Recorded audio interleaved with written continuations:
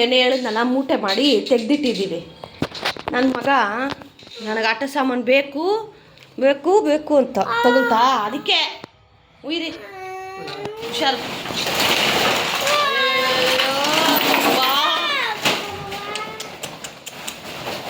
ನೋಡಿ ನೋಡಿ, ಇದು ಗುಜ್ರಿ. ಇದೆ ಇದೆ ಇದೆ ಈ ಕಡೆ ಬರೋ ನಿಮಿಷ. ನೋಡಿ ಗುಜ್ರಿ ಇದೆಯಾ?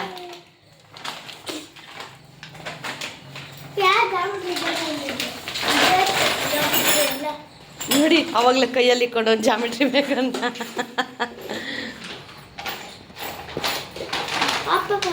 ಇವಾಗ ಇದೆಲ್ಲ ಕ್ಲೀನ್ ಮಾಡೋದಿರೋದು. ಆಗತ್ತಲ್ಲ, ರಬ್ಬರ್ ಹಿಡ್ಕೊಳುತ್ತೆ. ಬಾ ಅದೇ ಹಾಕೋಣ ಹೋಗಿ. ಇದೇನದು ಈ ವೈಟ್ ಕಲರ್ ಕವರಲ್ಲಿ ನೋಡು. ಹಾಂ ವೈಟ್ ವೈಟ್ ವೈಟ್ ವೈಟು ನಿನಗೆ ವೈಟ್. ಹಾಂ ಮತ್ತೆ ಇದೇನಿದು ಮಳೆಗೆ ನೋಡು, ಅದು ಉಡ್ಡೆ ಮೊಳೆನಾ? ಇಟ್ಕೋ, ವೇಸ್ಟ್ ಅಲ್ಲ. ಬಾ ಅದಕ್ಕೆ ಹಾಕ್ಬಿಡೋಣ. ಬಾ ಬೇಡ, ಇದು ಹಾಕೋಣ. ಉಡ್ಡು ಉಡ್ಡು ಇವಾಗ ಇದೆಲ್ಲ ಕ್ಲೀನ್ ಮಾಡಬೇಕು ಗೈಸ್. ಸಂಡೇ ಇನ್ನೂ ಟಿಫನ್ ಮಾಡಿಲ್ಲ. ಹಾಂ, ಬಂದ ತಕ್ಷಣ ಈ ಕೆಲಸ ಇಟ್ಕೊಂಡಿದ್ದೀವಿ. ಚಿನಿ ಇದು ಮೆಮೊರಿಗೆ ಇಟ್ಕೋ ಚಿನಿ, ಬೀರುಲಿ ಹೌದು ಎತ್ಕೋ. ಓಕೆ, ಕ್ಯೂಟ್ಗಿದ್ದೆ ಅವಾಗ, ಕ್ಯೂಟ್ಗೆ ನಡಿಯೋ. ಟೈಮ್ ಆಯಿತು.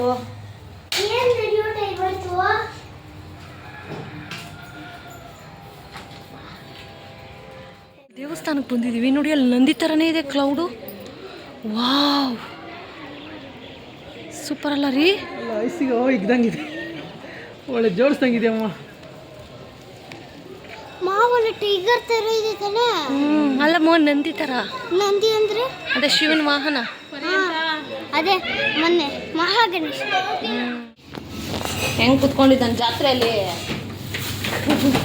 ಆಟ ಸಾಮಾನೆಲ್ಲ ಅರ್ಲ್ಕೊಂಡು. ಆ ಜಗ್ಗೆ ತಿರ್ಲಿಕ್ಕಲ್ಲೇ, ಜಗ್ಗುನು ಆಟ ಸಾಮಾನೇನೋ. ಹಿಂಗೆ ಪಾರುಂಗ, ಹಿಂಗೆ ಪಾರುಂಗ ಹೆಂಗಿರುக்குது ಆಟ ಸಾಮಾನು? நல்லா இருக்குதா? ಬೇಕಾಗಿರತ್ತ ಹಾಕೋಮ್ಮ ಬೇಗ ಬೇಗ ಕಂದ. ಚಾಮಿ ಸಂಡೇ ಅಲ್ಲಿ ಆಟ ಸಾಮಾನೆಲ್ಲ ಕ್ಲೀನ್ ಮಾಡ್ತಾ ಇದ್ದಾರೆ. ಇಲ್ಲಿ ನಾನು ದೋಸೆಗೆ ನೆನೆ ಹಾಕೋಣ ಅಂತ ಹೇಳಿ ಬಂದಿದ್ದೀನಿ. ನೋಡಿ ಈ ಗ್ಲಾಸಲ್ಲಿ ನಾನು ಯೂಶ್ವಲಿ ರೈಸನ್ನು ಕೊಳ್ತೆ ಅಂದರೆ ಅಳತೆ ಮಾಡಿ ನಾನು ಇಡೋದು. ಯೂಶ್ವಲಿ ನಾವು ಈ ಗ್ಲಾಸಲ್ಲಿ 1.25 ಲೋಟ ಇಟ್ಕೋತೀವಿ 3 ಜನ ಅನ್ನಕ್ಕೆ. ಇವತ್ತು ಈ ಗ್ಲಾಸಲ್ಲಿ ನಾನು ಅಳತೆ ಪ್ರಕಾರ ಸಾಫ್ಟ್ ಆ್ಯಂಡ್ ತುಂಬ ಈಸಿಯಾಗಿ ನೀವು ದೋಸೆನ ಮಾಡ್ಕೋಬೋದು. ಇದರಲ್ಲಿ ಯಾವುದೇ ಥರದ ಡ್ಯಾಮೇಜ್ ಅನ್ನೋದು ಆಗೋದಿಲ್ಲ. ದೋಸೆ ಬರಲಿಲ್ಲ, ಇಡ್ಲಿ ಬರೋದಿಲ್ಲ, ಆ ಥರ ಕಂಪ್ಲೇಂಟ್ಸೇ ಇರೋದಿಲ್ಲ. ಸೊ ಹೇಗೆ ಏನೋ ಬನ್ನಿ ತೋರಿಸ್ತೀನಿ. ನೋಡಿ, ಈಗ ಈ ಥರ ತಲೆ ಕಟ್ ಮಾಡಿರಬೇಕು. ತಲೆ ಇರಬಾರ್ದು, ತಲೆ ಕಟ್ ಮಾಡಿ ಒಂದು ನಿಮಗೆ ಗೊತ್ತಾಗಲಿ ಅಂತ ನಾನು ಆಲ್ರೆಡಿ ಹಾಕ್ತಾ ಇದ್ದೆ ಹಂಗಂಗೆ, ಬಟ್ ನಿಮ್ಗೆ ಗೊತ್ತಾಗಲ್ವಲ್ವಾ, ಅದಕ್ಕೆ ನೋಡಿ 2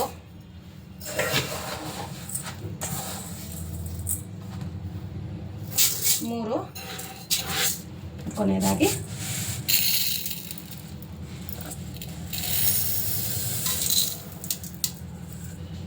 4 ಗ್ಲಾಸು ಅಂದಾಜು, ಓಕೆನಾ? ಸೊ ಈಗ ಇದು 4 ಗ್ಲಾಸು. ಉದ್ದಿನಬೇಳೆ 1 ಲೋಟ,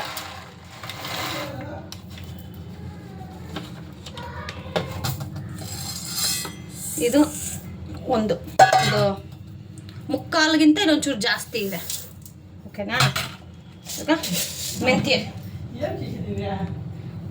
ಏಕೆ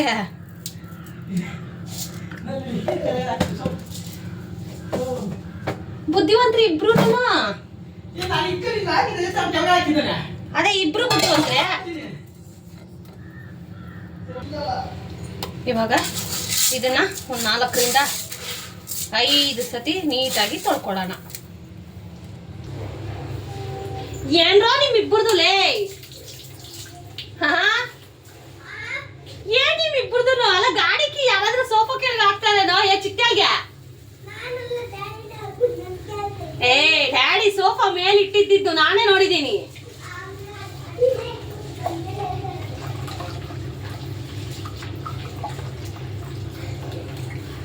ರೇಷನ್ ರೈಸ್ ಅಲ್ಲ ಇರೋ ರೇಷನ್ ರೈಸ್ ಅಲ್ಲ ಗೈಸ್. ಅದಕ್ಕೆ ಒಂದು 4 ರಿಂದ 5 ಸತಿ ನೋಡಿ ಈ ತರ ನೀಟಾಗಿ ಈ ತರ ಉಜ್ಜಿ ತೊಳಿಬೇಕು ನೋಡಿ.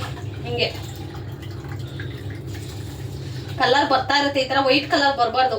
ಆಮೇಲೆ ಈ ತೊಳೆದಿರೋ ನೀರನ್ನ ಗಿಡಗಳಿಗೆ ಹಾಕಿದ್ರೆ ಒಳ್ಳೇದು ಗೈಸ್. ಹಾಕಿ. ನಮ್ಮ ಮನೇಲಿ ಗಿಡಗಳಿಲ್ಲ, ಒಂದೇ ಒಂದು ಗಿಡ ಇಟ್ಟಿದೀವಿ ಇವಾಗ.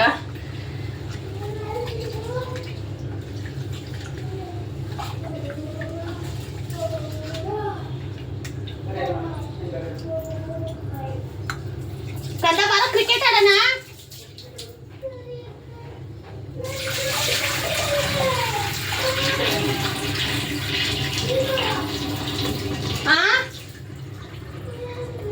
ಬಾರ ಕ್ರಿಕೆಟ್ ಆಡೋಣ ಬಾರ.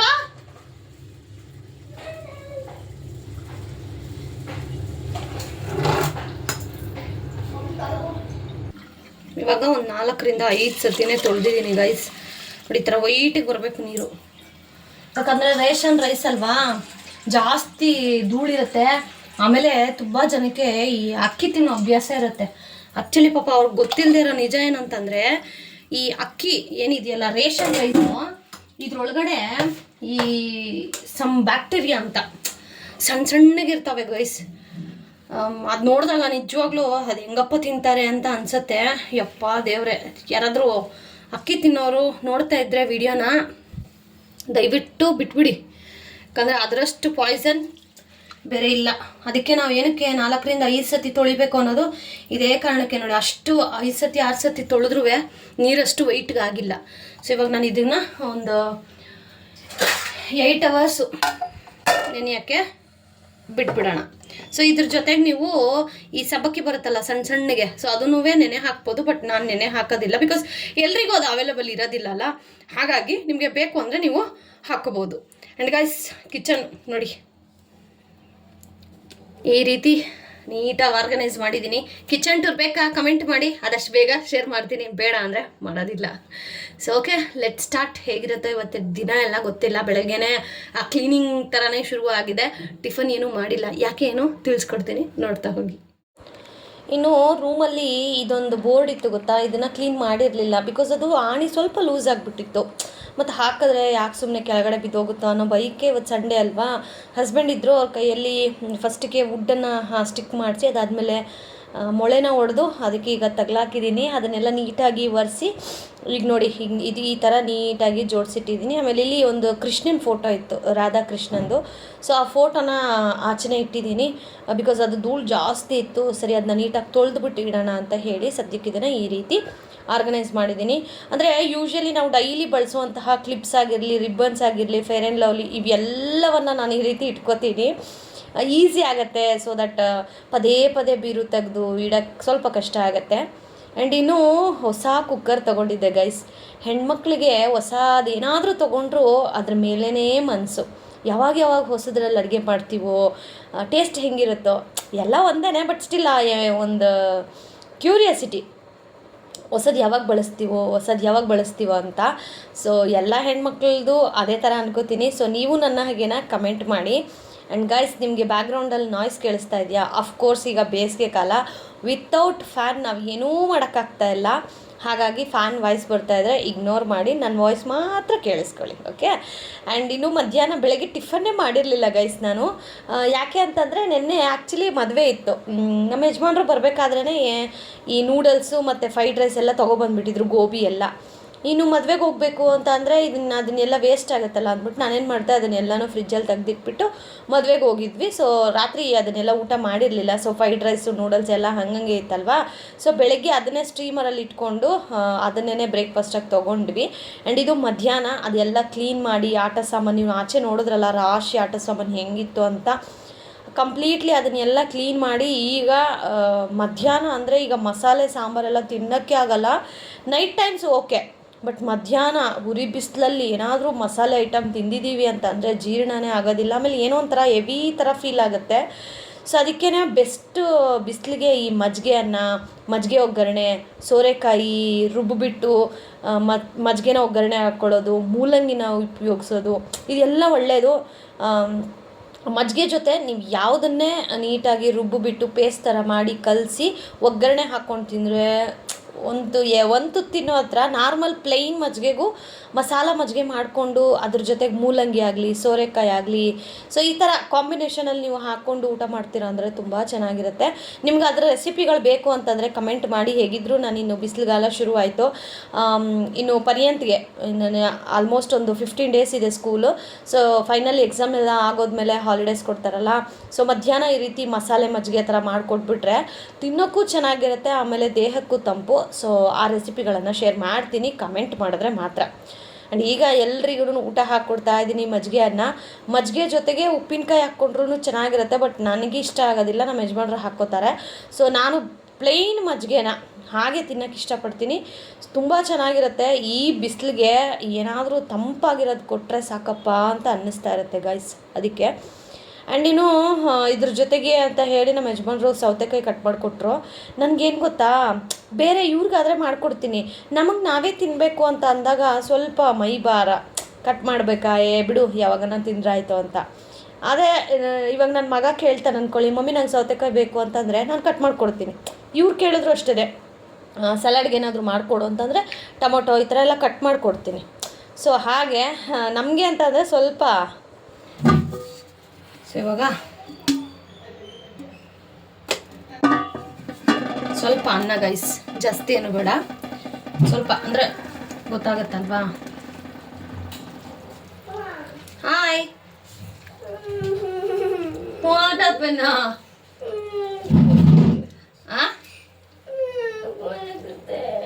ನಾನಲ್ಲ, ಡ್ಯಾಡಿ ಕೇಳು, ಡ್ಯಾಡಿ ಕೇಳು.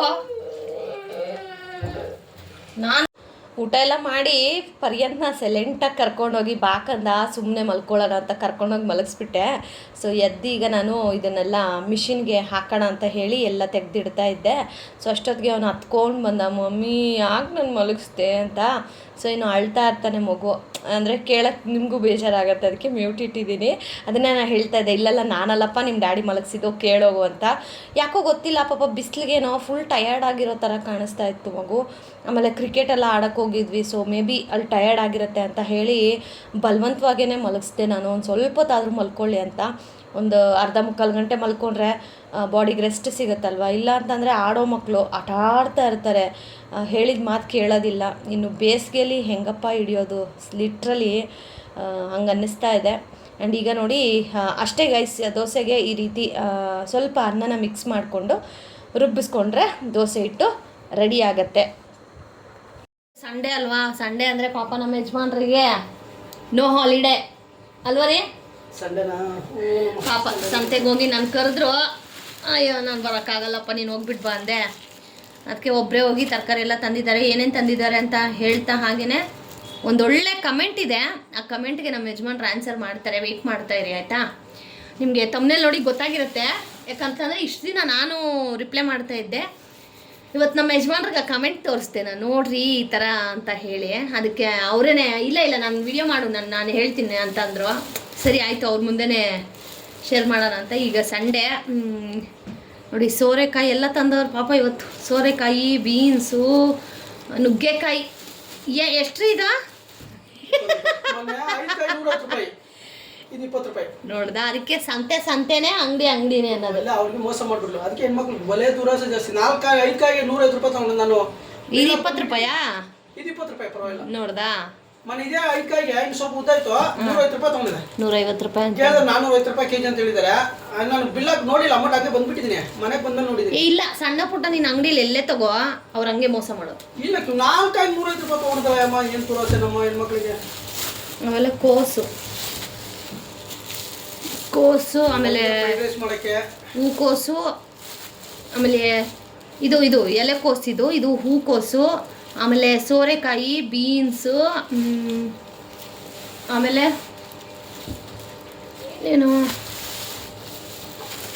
ಇದು ಸೌತೆಕಾಯಿ, ಆಮೇಲೆ ಬದನೆಕಾಯಿ, ಆಮೇಲೆ ಬೀಟ್ರೋಟು, ಆಮೇಲೆ ಇದು ಬಂದುಬಿಟ್ಟು ಮಿಷಿನಲ್ಲಿ ಬಟ್ಟೆ ಹೊಡ್ತಾ ಇದೆ ಗೈಸ್, ನಿಮ್ಗೆ ಕೇಳಿಸ್ತಾ ಇದೆಯಾ? ಮಿಷಿನ್ ಅದು ಎಷ್ಟು ಪಾಪ ಬೈಕೊಳ್ಳುತ್ತೋ ಇದು ಬ್ರೋಕೋಲಿ 2 ತಗೊಂಬಂದವ್ರೆ ಅವ್ರ ಮಗನಿಗಂತೆ. ಚಿನಿ, ಇವಾಗ ಯಾವ್ದು ಮಾಡೋದು? ಇದೇನಾ?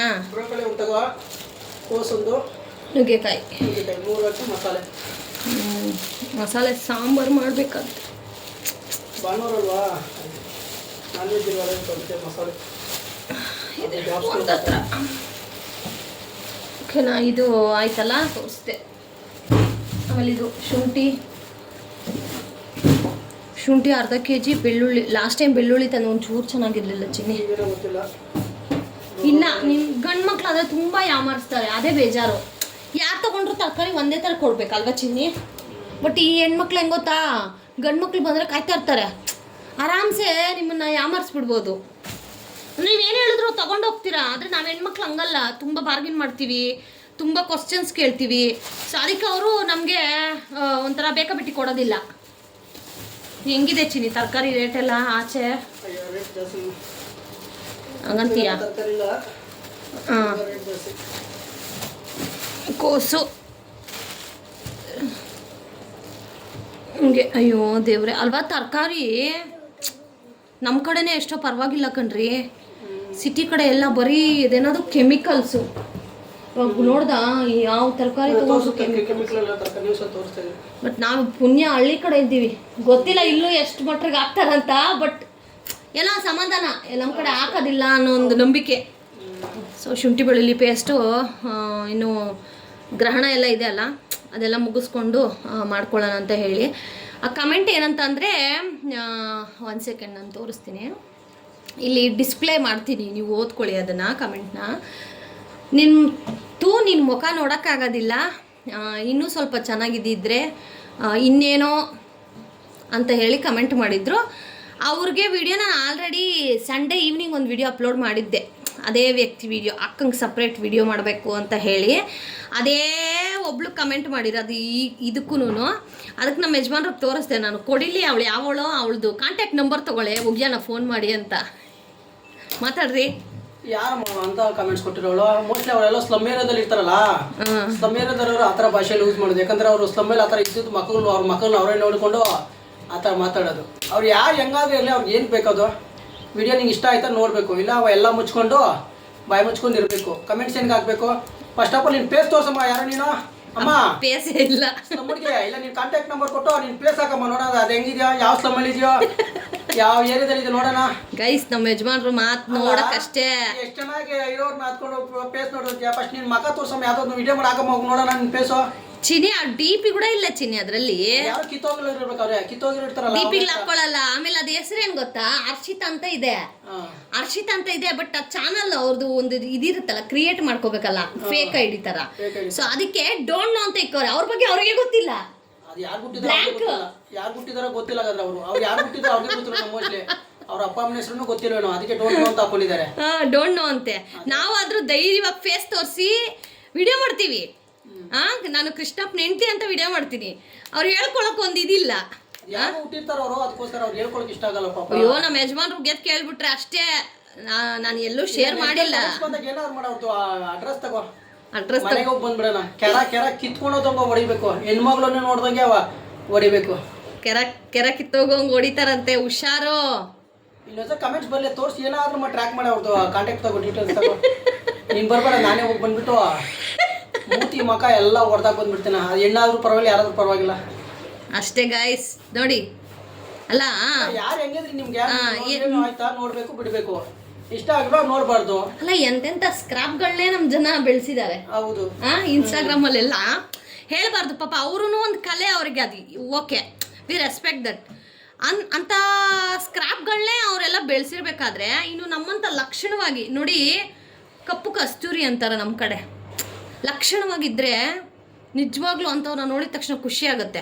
ಅಯ್ಯೋ ಇವಳು ಒಬ್ಳೆ ಕಣ್ರಿ, ಯಾರೋ ಗೊತ್ತಿಲ್ಲ, ಹರ್ಷಿತಾ ಅಂತೆ. ನನಗೇನೋ ಸುಟ್ಟು ವಾಸನೆ ಬರ್ತಾ ಇದೆ, ಹರ್ಷಿತಾ ಅಂದರೆ ಯಾರೋ ಗೊತ್ತಿಲ್ಲ. ಬಟ್ ನನಗೆ ಇದುವರೆಗೂ ಆ ಥರ ಕಮೆಂಟ್ ಬಂದೇ ಇಲ್ಲ. ಎಲ್ಲರೂ ಹೇಳೋದೇನು ಗೊತ್ತಾ, ಅಕ್ಕ ನಿಮ್ಮ ವಾಯ್ಸ್ ಚೆನ್ನಾಗಿದೆ, ನಿಮ್ಮ ವಿಡಿಯೋ ನೋಡಬೇಕಾದ್ರೆ ತುಂಬ ಖುಷಿ ಆಗುತ್ತೆ, ಹೆಣ್ಮಕ್ಳಿಗೆ ತುಂಬ ಮೋಟಿವೇಶನ್. ನಮ್ಮ ಯಜಮಾನರು ಓದ್ತಾರೆ ಗೈಸ್. ಚಿನಿ, ಆ ಥರ ಕಮೆಂಟ್ಗಳಲ್ಲಿ ನೋಡಿದಾಗ ಏನು ಅನ್ಸುತ್ತೆ ಚಿನಿ? ಯಾಕಂದ್ರೆ ಎಷ್ಟೊಂದು ಜನ ಇವಾಗ ನಿನ್ನ ಮುಂದೆನೇ ಬಂದು ಮಾತಾಡಿಸ್ತಾರೆ, ಮೊದಲಿಗಿಂತ ಇವಾಗ. ಊರ್ ದೇವಸ್ಥಾನದಲ್ಲಿ ಮಾತಾಡ್ಸಲ್ಲ ಯಾರು ಬಂದು.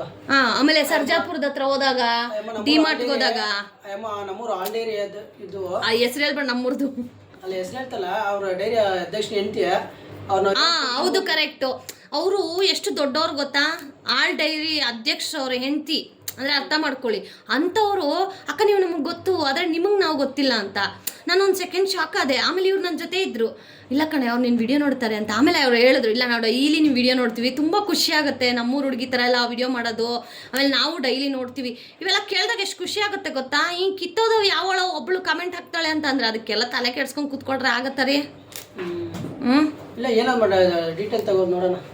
ಯಾವಳಮ್ಮ ಹರ್ಷಿತಾ ಕಮೆಂಟ್ ಅಂತೆ ಮಾಡಮ್ಮ, ನೀನು ಅಡ್ರೆಸ್ಸು ನಂಬರ್ ಅಂತೆ, ನಮ್ಮ ಯಜಮಾನ್ರು ಬರ್ತಾರೆ. ನೀನು ಅದು ಎಷ್ಟು ಸ್ಕ್ರಾಫ್ಟ್ ಫಿಗರು, ನೀನು ನೋಡೋಕೆ ಅದು ಎಷ್ಟು ಸುಂದರವಾಗಿದೆಯೋ ನೋಡ್ಬಿಡೋಣ ಆಯಿತಾ. ಇದಕ್ಕಿಂತ ಹೆಚ್ಚಾಗಿ ಇನ್ನೇನು ಹೇಳಲ್ಲ. ನಮ್ಮ ಯಜಮಾನ್ರು ಬಿಟ್ಟರೆ ಇನ್ನೂ ಒಳ್ಳೊಳ್ಳೆ ಪದಗಳಲ್ಲಿ ನೀನು ಉಗಿತಾರೆ. ಬೇಡ, ಸದ್ಯಕ್ಕೆ ಈ ವ್ಲಾಗನ್ನು ಇಲ್ಲಿಗೆ ಎಂಡ್ ಮಾಡ್ತೀನಿ. ಸೊ ಇನ್ನು ರಾತ್ರಿಗೆ ಸಾಂಬಾರು ರೆಸಿಪಿ ಶೇರ್ ಮಾಡ್ತೀನಿ ಗೈಸ್. ಇದ್ರದ್ದು ಎಲ್ಲ ಹಾಕಿ ಮಸಾಲೆ ಇಡೋದು ಈಸಿ ಕ್ವಿಕ್ಕಾಗಿ ಮಾಡ್ಕೋಬೋದು. ಹೆಂಗೆ ಮಾಡ್ತೀನಿ ಅದನ್ನು ನೆಕ್ಸ್ಟ್ ವೀಡಿಯೋದಲ್ಲಿ ಶೇರ್ ಮಾಡ್ತೀನಿ. ಸದ್ಯಕ್ಕೆ ಈ ವಿಡಿಯೋನ ಇಲ್ಲಿಗೆ ಎಂಡ್ ಮಾಡ್ತೀನಿ. ಸೊ ಲಾಸ್ಟ್ ಕೊನೆಯದಾಗ ಏನು ಹೇಳ್ತೀಯಪ್ಪ? ಅದೇ ತಕ್ಷಣ ಡೀಟೇಲ್ ತಗೊಂಡು ಹೋಗಿ ಬರ್ತೀನಿ ಒಂದು ಸರ್. ಯಾರು ಕೆರ ಕಿತ್ಕೊಂಡು ಹೊಡೆದ್ಬಿಟ್ಟು ಬರ್ತೀನಿ. ಯಾರು ಆ ಥರ ಕಮೆಂಟ್ಸ್ ಹಾಕಿರೋರು ನಮ್ಮ ಯಜಮಾನ್ರೆ. ಸರಿ ಹಾಕಮ್ಮ, ಯಾರೋ Harshita. So okay guys, photo ಹಾಕಮ್ಮ ಸಾಕು ನೀನು. ಹೆಸರು ನಿನ್ನ ಫೋಟೋ ಅಂತ ಯಾಕಮ್ಮ, ಫುಲ್ಲು ವೈರಲ್ ಮಾಡಿಬಿಡ್ತೀವಿ ನಿನ್ನ, ನೋಡೋಕೆ ಅದು ಎಷ್ಟು ಫಿಗರ್ ಆಗಿದೆಯೋ ಅಂತ. ಸೊ ಓಕೆ ಗಾಯ್ಸ್, ವಿಡಿಯೋನ ಇಲ್ಲಿ ಎಂಡ್ ಮಾಡ್ತೀನಿ. ನಾಳೆ ರೆಸಿಪಿ ವಿಡಿಯೋ ಜೊತೆ ಸಿಗ್ತೀನಿ. ಮಿಸ್ ಮಾಡ್ತಾರಿ, ಪ್ಲಸ್ ಮಾಡ್ತಾರಿ. ಬಾಯ್ ಬಾಯ್.